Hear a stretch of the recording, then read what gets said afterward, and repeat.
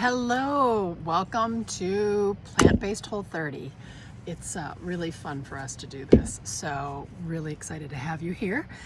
But this video is about me, so I will tell you a little bit about me should you wish to know more.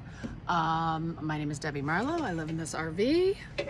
My husband and I split time between just north of Tampa, Florida, and just south of the North Carolina border in Georgia near the Appalachian Mountains. So how I came to Whole30, in my 40s, I started to not feel very good at all, or just before I turned 40. I started to not feel well at all. I've had asthma my entire life, and my asthma kept getting worse and worse and worse. My stress levels were worse and worse and worse because I owned a salon with lots of employees. So things were going downhill rapidly. So I knew I needed to do something, and the first thing I started with was nutrition, because I knew that that would inform everything else that I did. So I started researching paleo, and paleo led me to Whole30. And that was 2009, 2010, before there was even It Starts With Food book. So this Whole30 journey then took me to, I started coaching Whole30 at my CrossFit gym before there was a coaching program. So when there was a coaching program, I think I'm number 18 on the coaching program, or in the teens anyway. So I was on board fairly quickly. And I love coaching Whole30. It's, I think the template is wonderful.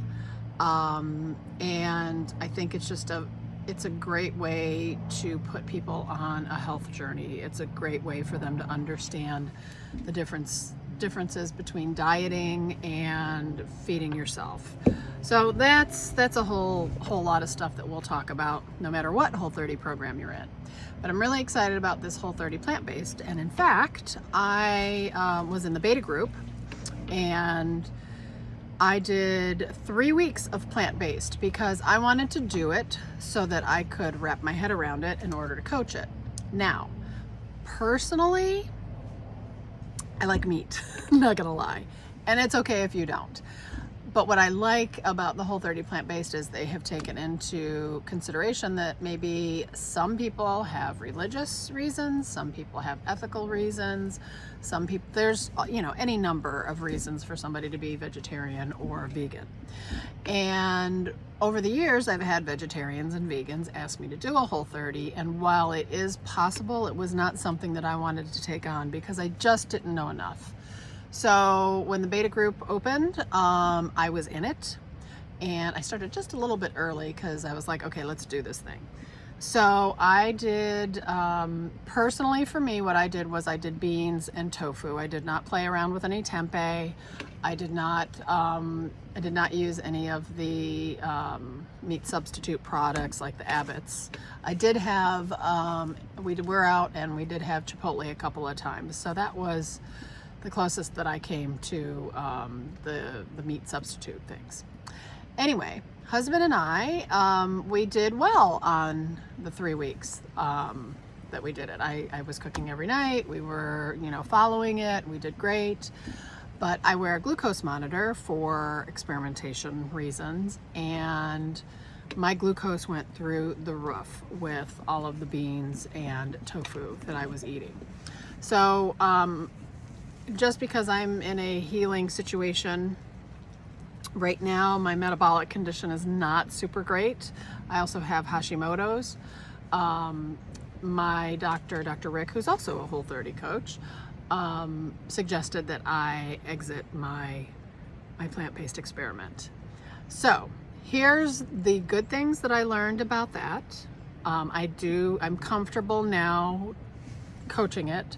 I feel like I can do a service to you and help you out with how to do that. I came upon a formula that helped me, and that was I would have smoothies in the morning with the plant-based protein.